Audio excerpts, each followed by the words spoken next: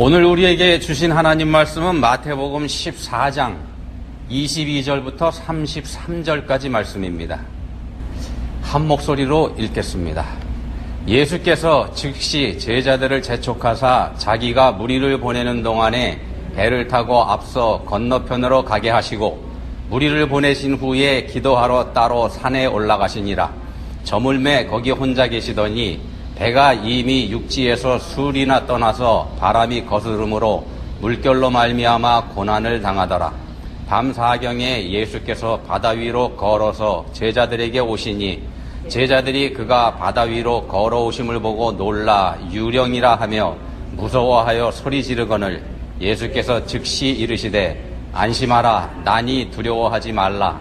베드로가 대답하여 이르되 주여 만일 주님이시거든 나를 명하사 물 위로 오라 하소서 하니 오라 하시니 베드로가 배에서 내려 물 위로 걸어서 예수께로 가되 바람을 보고 무서워 빠져가는지라 소리질러 이르되 주여 나를 구원하소서 하니 예수께서 즉시 손을 내밀어 그를 붙잡으시며 이르시되 믿음이 작은 자여 왜 의심하였느냐 하시고 배에 함께 오름에 바람이 그치는지라.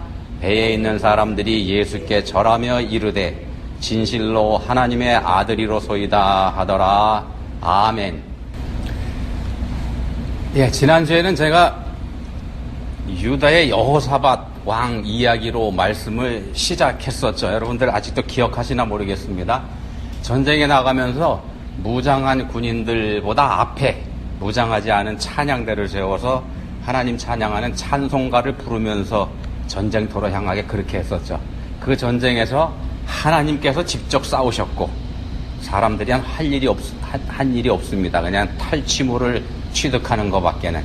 그 말씀을 드리면서 말씀을 시작했습니다. 자, 그 여호사밧이 남유다의 왕이었는데 이스라엘이 남북으로 갈라져 있을 때 남쪽 유다의 왕이었었습니다. 근데 그때 북쪽 이스라엘의 왕은 아합이라는 사람이었습니다. 이 아합이라는 왕을 성경에서는 좋은 왕이라고 평가하지 않습니다. 이게 정치적으로는 나라가 그때 비교적 괜찮았었기 때문에 나름대로 괜찮았다 이렇게 얘기할 수도 있겠습니다만 영적인 면에서 봤을 때 이 아합이라는 왕은 형편없는 그런 왕이었더랬습니다. 자, 그 아합의 아내 이세벨, 그 이름이 계시록에도 등장할 만큼 악한 여자였었죠.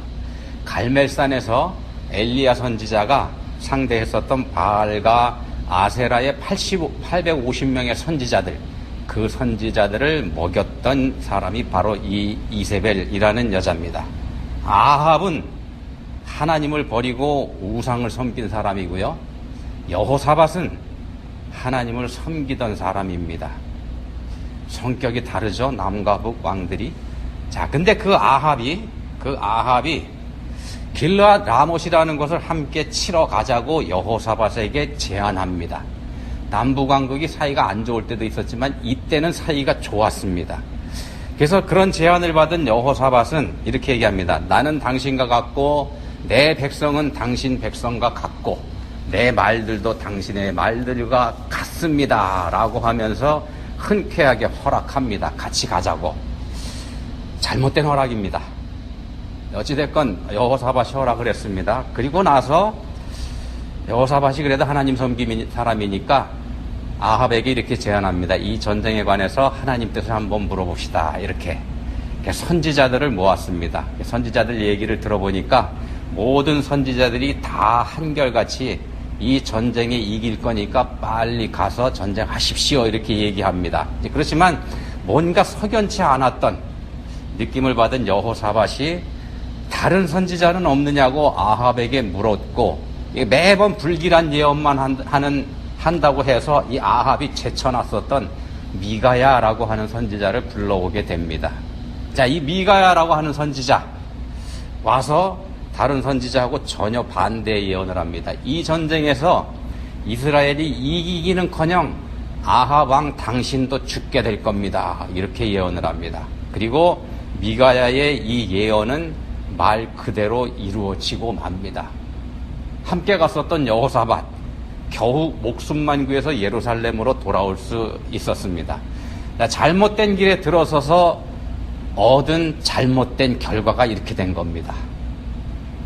하나님 말씀 무시했을 때, 아무리 하나님 잘 믿는 사람이라도. 신앙적으로 문제가 많았던 아합은 자기가 듣고 싶은 말만 들었죠. 그래서 자기가 듣고 싶은 말을 해주는 선지자들을 좋아했던 그런 사람입니다. 결국 전장에서, 싸움터에서 비참한 죽음을 맞고 말았습니다. 경고의 말씀을 무시했던 여호사밧 왕도 아합과 이세벨의 딸, 이 두 사람 사이에서 태어난 딸을 며느리로 들였는데, 그 며느리가 유대 왕실을 목표로 한 끔찍한 살육의 참극을 벌이게 되죠. 자칫 다윗의 혈통이 완전히 끊어져 버릴 뻔했습니다. 그렇게 되면은 다윗의 자손으로 오시도록 예언이 되어 있는 메시아가 오실 길도 막힐 뻔했죠. 그 일의 빌미를 이 여호사밧 왕이 제공을 했다는 겁니다. 원하는 말씀만 듣고 마음에 드는 말만을 따를 때, 그리고 하나님 뜻을 적당히 무시할 때, 얼마나 무서운 일이 벌어질 수 있는지 알게 하는 말씀을 지금 드렸습니다. 하나님을 전적으로 신뢰하지 않고 적당히 의지하거나 아니면 자기 자신을 의지할 때, 그럴 때 말입니다. 그럴 때 끔찍한 일이 벌어질 수가 있습니다. 자, 지난주에 우리는요, 오병이어 기적이 일어나는 그런 현장에 갓들했습니다. 보리빵 5개와 작은 생선 2마리로 5,000명도 훨씬 더 넘는 그런 사람들을 예수님께서 배부르게 먹이셨던 바로 그 현장에 우리가 지난주에 갔었습니다. 그것을 내게로 가져오라. 이런 제목으로 말씀을 전해드렸는데, 자, 우리 눈에는 하찮게 보이더라도 하나님께서 우리에게 주신 것이라면 그것 정말 귀한 거다. 이런 말씀을 드렸고요. 또 모든 것을 채워주시고 우리를 인도해 주시는 하나님, 그 하나님만 바라봐야 된다. 이런 말씀을 제가 드렸었습니다. 우리에게 하나님만 계신다면, 예수님만 우리에게 계신다면 아무것도 걱정할 게 없다. 예수님이 우리의 전부다. 이런 말씀을 드렸었습니다. 양에게는 선한 목자가 있으면 전혀 문제가 없는 것처럼 말입니다. 우리에게도 예수님만 계시면 문제가 없습니다. 예수님이 반드시 우리한테 계셔야지만 됩니다. 선한 목자는 오직 예수 그리스도 한 분뿐이니까 말입니다. 자, 오늘 본문 말씀은 그 오병이어 기적에 바로 이어지는 말씀입니다. 연결된 말씀입니다. 오직 예수님만 바라봐야지 됩니다만, 본문에 등장하는 사람들에게 그렇지 않은 부분들이 좀 드러나게 됩니다. 근데 본문에 등장하는 사람들이 바로 우리들입니다. 우리들의 모습이기도 합니다. 우리가 바로 본문에 등장하는 사람들입니다. 그거 염두에 두시면 좋겠습니다. 예수님의 제자들이 지금 배를 타고 가고 있습니다. 이 배가 바람 때문에 고생을 하고 있죠. 제자들이 죽을 고생을 하고 있습니다. 바로 그 배에 우리도 함께 타보도록 하겠습니다. 자, 함께 타고 가보시죠. 이스라엘 사람들에게는요, 메시아가 오시면 그 옛날 모세가 아무것도 없는 광야에서 하늘에서 내려오는 만나로 자기들의 조상들을 먹여줬던 것처럼, 그것처럼 메시아가 오시면 메시아도 자신들에게 하늘의 만나로 먹여줄 거다. 이런 믿음이 있었습니다. 이제 그런 것들이 메시아라는 하나의 징조라고 보기도 했습니다. 근데 그런 일이 실제로 벌어졌죠.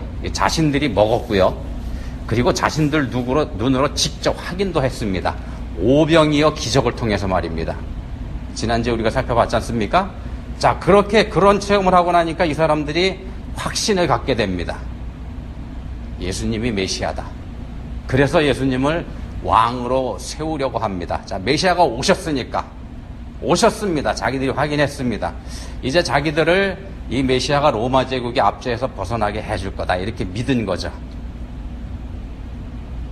사람들만 그렇게, 군중들만 그렇게 믿은 게 아니죠. 그 자리에서 그 현장에 기적이 일어나는 일을 중개 역할을 했었던 제자들도 당연히 그렇게 믿을 수밖에 없습니다. 제자들은 예수님에 대해서 잘 아는 사람들이지 않습니까? 군중들도 제자들도 그렇게 생각을 했습니다. 자, 이에 이렇게 되니까 예수님께서 서두르시게 됩니다. 본문 22절 말씀입니다. 예수께서 즉시 제자들을 재촉하사 예수께서 즉시 제자들을 재촉하십니다. 시간을 끌었다가는 그 많은 사람들이 무슨 일을 저지를지 모르는 급박한 상황이기 때문에 예수님께서 급하게 서두르십니다. 군중 심리에 이끌려서 구호를 외쳐대면서 예수님을 왕이라고 선포해버리기라도 하면 이거 문제가 되기 때문에 그렇게 됩니다. 그래서 예수님께서는 그런 일이 생기기 전에 먼저 제자들하고 군중들을 갈라놓으십니다. 분리시켜버리십니다. 군중들이 예수님을 왕으로 삼기 위해서는 아무래도 예수님을 측근에서 모시고 있는 제자들의 역할이 필요할 것이기 때문에 그렇습니다. 그래서 갈라놓습니다. 그래서 제자들을 먼저 배에 태워서 건너편으로 보내버리셨습니다. 그리고 예수님은 혼자 남아서 군중들이 조직화되기 전에 자기들끼리 또 하나로 합쳐지기 전에 그들을 해산시켜버리셨고 말입니다. 그렇게 하셨습니다. 오병이어 현장에서. 자, 제자들 한번 보죠. 예수님께서 재촉하시니까 배에 오르긴 했습니다만, 배에 올라서 출발하긴 했습니다만 이 발걸음이 떨어지질 않죠. 기다리던 순간이 마침내 와서 이제 여기서 예수님을 왕으로 선포하기만 하면 그러면 자기들도 지금까지 기대했었던 대로 한 자리씩 차지하게 될 건데, 근데 그런 절호의 기회를 놓고 그냥 그 기회를 버리고 건너편으로 가자니까 이게 영 마음이 내키질 않죠. 발걸음이 떨어지지 않습니다. 노를 저어서 배를 움직이긴 합니다만 이게 즐겁지가 않습니다. 젓고 싶지 않습니다. 그래서 마지못해 천천히, 아주 천천히 배를 저어가지만 가면서도 뒤를 자꾸 돌아봅니다. 그럴 수밖에 없습니다. 아니나 다를까 변덕스러운 갈릴리 바다의 날씨가 한몫합니다. 갑자기 바람이 불면서 배가 가는 길을 방해합니다. 물결이입니다. 이거 보니까 하늘도 이 기회 놓친 거 아쉬워하는 것 같아 보입니다. 제자들이 보기에 그렇다는 말씀입니다. 제자들이 생각합니다. 이거 예수님께서 재촉하셨더라도 군중들과 더불어서 그냥 예수님을 왕으로 세웠어야 하는 거 아닌가, 이런 후회가 생깁니다. 몇 시간이면 건너갈 수 있는 그런 갈릴리 호수에서 밤새도록 바람과 싸우고 있는 자신들의 처지가 좀 미련해 보입니다. 바보 같아 보입니다. 이게 아닌데, 이게 아니었었는데, 이런 생각이 들 수밖에 없지 않겠습니까? 자, 이 배에 우리도 함께 타고 가자고 말씀드렸죠? 여러분 함께 타고 계십니까? 이 배에 우리도 지금 함께 타고 있습니다. 우리가 바로 이 제자들입니다. 우리도 때로 신앙 체험을 합니다. 오병이어 기적까지는 몰라도, 그 정도까지는 몰라도 적어도 사람의 힘, 그러니까 우리 자신의 힘으로는 되지 않을 일이 신기하게도 풀려나가는 경험 우리가 했습니다. 종종 합니다. 우리가 애써 그걸 우연으로 돌리기도 하는 그런 일들입니다. 광신자로 보이지 않으려고 말입니다. 그렇게 애써 잊어버리고 우리 기억에서 이미 사라져버린 체험 적지 않습니다. 우리가 잊어버렸을 뿐이고 체험이라고 인정하지 않았을 뿐 우리의 그런 일들이 있었습니다. 지금도 있습니다. 자, 때때로 우리 삶에 어려움이 찾아오면은요, 우리는 뒤를 돌아봅니다. 그리고 종종 깨닫습니다. 잘못된 길로 들어섰다는 거. 이게 아닌데, 이런 생각하죠. 이게 아닌데. 돌이킬 수 없는 상황이 되면 그때 우리 하나님 찾죠. 그러면서 이 길로 들어서도록 내버려 두신 하나님 원망합니다. 전지하신 하나님이시라면 이렇게 될 줄 뻔히 알으셨을 텐데, 그런데 왜 막아주시지 않았나? 막아주지 않으신 하나님이 원망스럽습니다. 열심히 기도도 했는데, 근데 이렇게 된 거 이거 뭔가, 이런 생각이 들죠. 원망스럽고 분하기도 하고 아쉽기도 하고. 우리도 그런 체험합니다. 자, 제자들은요, 예수님의 재촉 때문에 그냥 배에 탔던 거 이게 후회스러울 겁니다. 그러지 않겠습니까? 절호의 기회였었는데. 자신들을 떠밀어 배에 태우신 예수님이 원망스럽기도 했을 겁니다. 그냥 배에 타지 말고 거기서 그냥 버티고 거기서 거사를 벌였어야 하는 건데 이런 아쉬움이 남지 않았겠습니까? 그랬더라면 이렇게 폭풍우 속에서 고생하지도 않았을 텐데 말입니다. 자, 본문에서 제자들이 타고 가고 있는 배, 이 배가 교회를 상징합니다. 이 배가 교회를 상징하는 겁니다. 예수님 때문에 출발한 배입니다. 예수님께서 재촉해서 제자들 태워서 보내신 배입니다. 예수님께서 가라고 해서 가고 있는 그런 배입니다. 성자 하나님이신 예수님께서 말입니다. 예수님께서 안 하셨다면 출발할 일이 없던 그런 배죠. 거기에 제자들이 타고 있습니다. 근데 그 배가 거슬러 불어오는 모진 바람에 지금 고난을 당하고 있습니다. 고생하고 있습니다. 세상에서 불어오는 모진 바람에 교회가 고난을 당하는 그걸 상징합니다. 오도 가도 못하기도 합니다. 오도 가도 못합니다. 벌써 새벽이 가까워지는데 절반도 못 갔습니다. 해질녘에 출발했는데 말입니다. 말이 안 되는 겁니다. 자, 예수님이 이렇게 만드셨다는 겁니다. 우리가 신앙생활 하면서 당하는 고난, 신앙생활 때문에 당하는 고난, 이거 우리 탓이 아니고 하나님 탓이다. 신앙생활 하는 것 때문에 내가 이런 고난 당한다. 이렇게 생각하는 우리들 모습을 지금 말씀드리는 겁니다. 지금 제자들의 상황이 그걸 상징하고 있습니다. 근데 말입니다. 제자들이 그곳에서, 그러니까 오병이어 기적이 일어났었던 그 현장에서 쫓겨나듯이 떠나와야만 했었던 이유가 있습니다. 예수님께서 제자들을 급히 배에 태워서 쫓아버리셨던, 그렇게 하셔야만 하셨던 이유가 있다는 겁니다. 왜냐? 군중들하고 똑같은 생각을 했거든요. 군중들이 생각했던 것처럼 제자들도 이제 예수님을 왕으로 세우면 되겠다. 이 생각 제자들도 했습니다. 뭘 뜻하는가 하면은요, 이 세상 사람들에게 섞여서 세상 사람들하고 똑같은 생각을 하고 세상 사람들하고 똑같은 방식으로 살고 있는 우리 그리스도인들의 모습이라는 겁니다.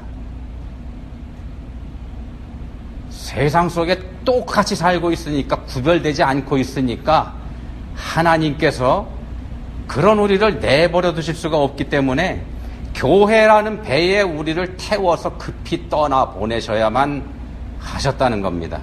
이 결국 우리를 위한 일입니다. 우리를 위해서 그렇게 하신 겁니다.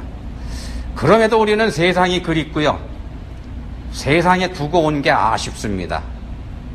그래서 뒤를 돌아보면서 미적거립니다.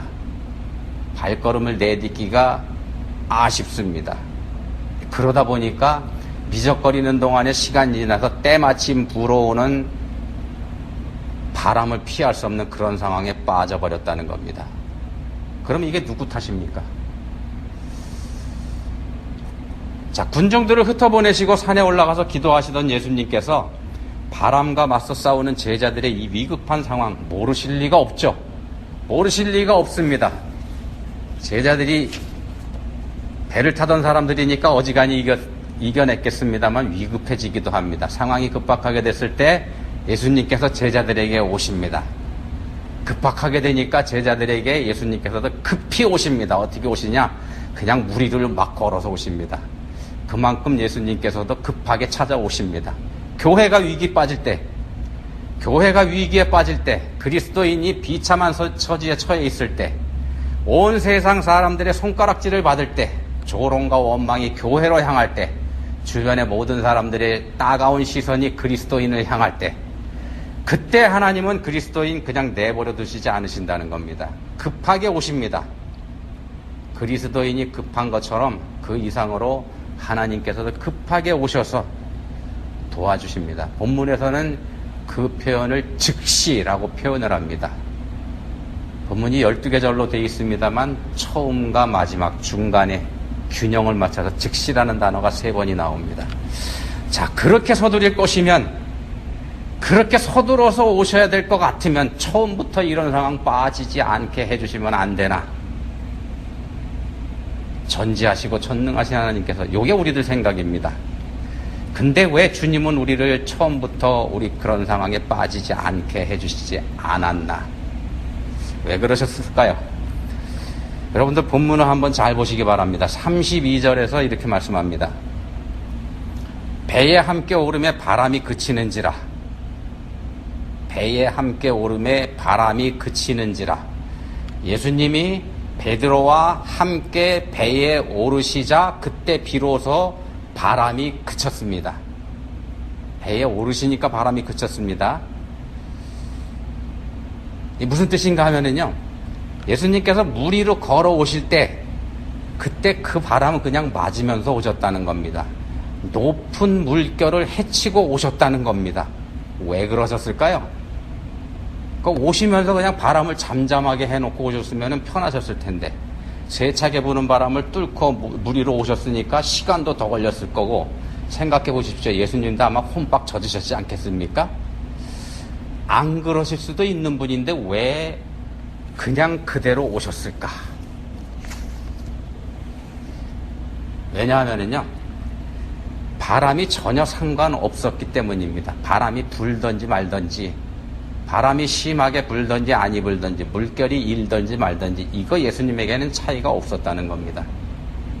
예수님께는 차이가 없기 때문에 굳이 바람을 잠재워 놓고 출발하실 필요가 없었던 겁니다. 세상의 모진 반대와 저항, 세상의 멸시, 세상이 주는 고난, 이런 거 예수님에게는 아무것도 아닙니다. 이거 다 당하시면서 십자가 지셨지 않습니까? 전혀 영향을 주지 못하는 것이기 때문에 그걸 잠재우실 필요도 없었던 겁니다. 그래서 예수님께서 십자가 피하지 않으셨습니다. 근데 말입니다. 사실 그거는요, 제자들에게도 마찬가지입니다. 제자들에게도 이 바람 아무 영향 주지 못합니다. 그 바람이 제 아무리 세차게 분다고 할지라도 털끝 하나 상하게 하지 못합니다. 털끝 하나 상한 사람 이 배 안에 아무도 없었습니다. 다만 제자들의 길을 아주 조금 지체하게 할 뿐입니다. 그런데도 제자들은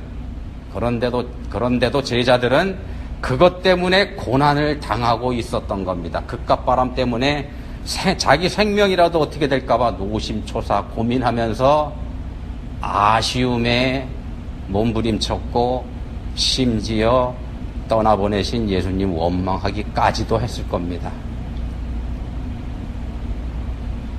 우리가 모진 풍파 앞에서 하나님 원망하는 것처럼 말입니다. 생각해 보십시오. 이 배는 예수님께서 보내신 배입니다. 예수님께서 보내신 배입니다. 전적으로 예수님의 뜻으로 띄운 배입니다. 그리고 그 예수님께서는 이 배의 상황을 다 알고 계시는 전지하신 분이고 말입니다. 그럼 한번 생각해 보십시오. 이 배가 잘못될 수가 있겠습니까? 만약에 이 배가 잘못된다 그러면 그거야말로 천지가 개벽할 일이지 않겠습니까? 우리 그리스도인들의 삶이 이와 같다는 말씀을 지금 드립니다. 우리 그리스도인들의 삶이 이와 같습니다. 예수님께서 택하신 구원받은 그리스도인, 비록 이 세상에 모진 바람과 물결에 노출이 돼 있다고 할지라도, 그렇다고 할지라도 구원받은 그리스도인은 이미 천국의 시민권자입니다. 하나님께서 책임져 주시는 사람입니다. 그렇다면 말입니다. 걱정할 게 뭐가 있겠습니까? 그깟 세상의 바람쯤, 그거 그냥 가볍게 여겨도 되지 않겠습니까? 예수님이 전혀 신경 쓰지 않고 굳이 바람을 잠재우지 않고 그냥 오셨던 것처럼 그 바람을 맞으면서 말입니다. 우리도 그렇게 할 수 있다는 겁니다. 자, 우리 하나님께서, 우리 구주 예수 그리스도께서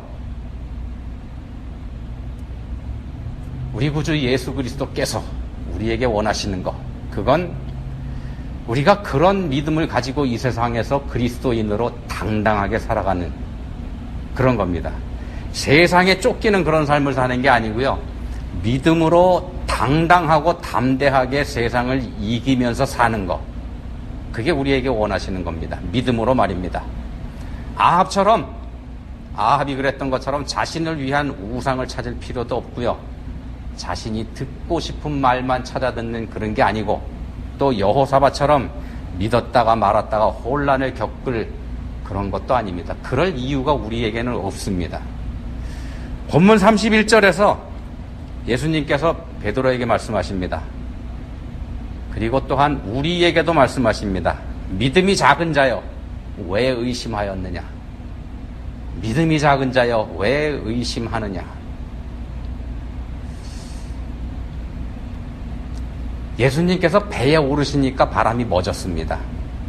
배에 오르시니까 바람이 멎었습니다. 자, 그렇다면은요, 예수님께서는 일부러 바람을 그냥 불게 두셨다는 얘기가 됩니다. 그런 거죠. 하실 수 있었는데 안 하셨다는 겁니다. 배에 오르신 다음에 바람을 잠재울 작정을 하고 계셨다는 겁니다. 처음부터. 왜 그러셨을까? 배에 타고 있는 사람들 때문입니다. 제자들 때문에. 특히 베드로 때문에 말입니다.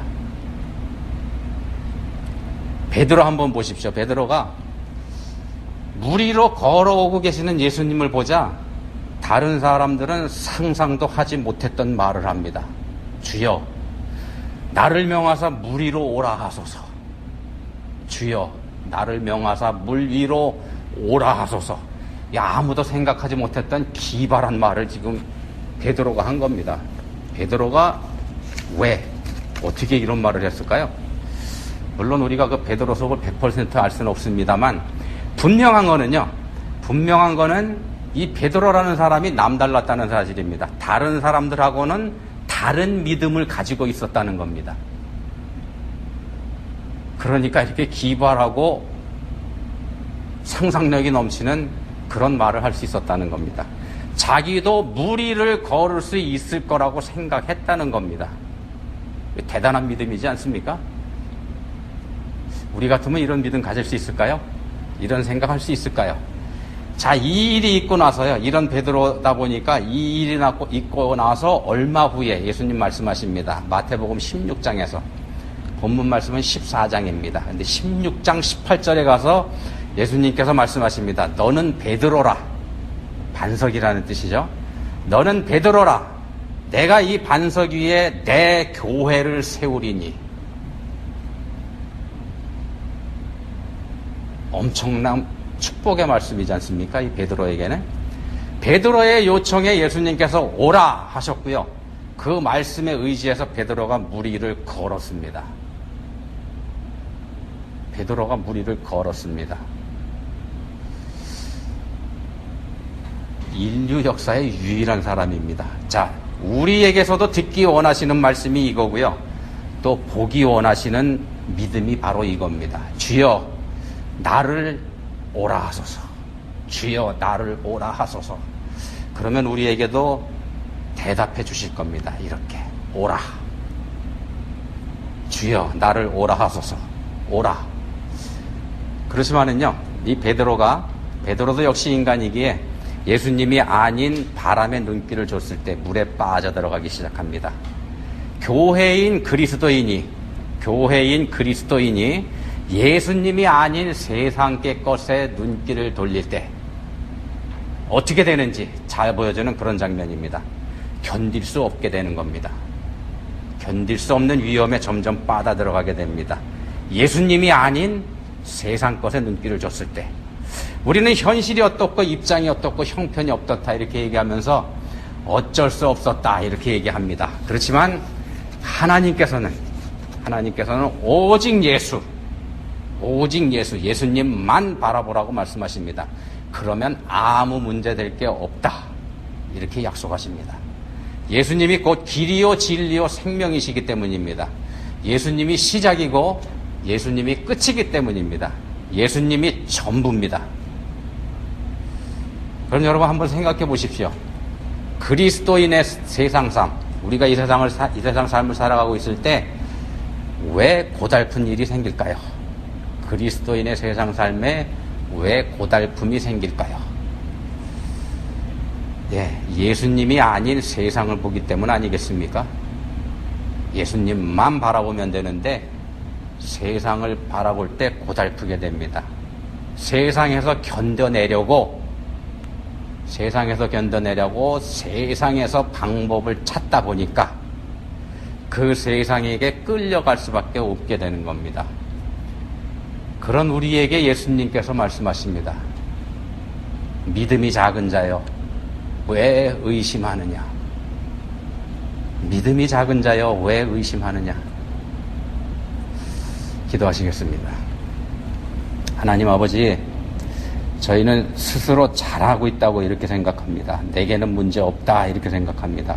세상이 문제고 다른 사람이 문제다 이런 생각합니다. 그리고는 저희를 돌보지 않으시는 하나님 원망하기도 합니다. 그렇지만 저희들은 하나님의 불꽃 같은 눈동자 안에 있고 하나님의 능력의 손에 그 안에 있다는 거 다시 생각하게 해주셨습니다. 저희에게서 믿음을 보기 원하신다는 거 이거 알게 해주셨습니다. 간절히 원하오니 저희에게 은혜 베풀어 주셔서 믿음 갖게 해주시기 원합니다. 예수님 이름으로 기도합니다. 아멘.